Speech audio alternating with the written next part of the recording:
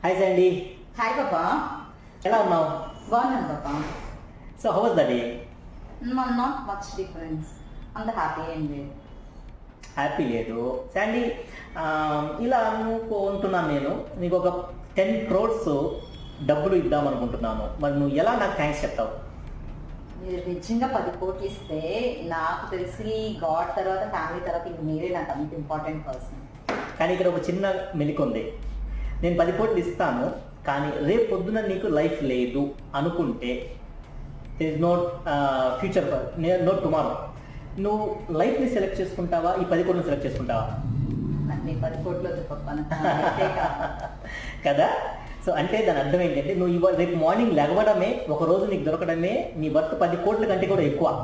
So అందుకే ఏ రోజైనా సరే నువ్వు హ్యాపీగానే ఉండాలి. ఎందుకంటే your worth is more than 10 crores. Will be happy please. Okay.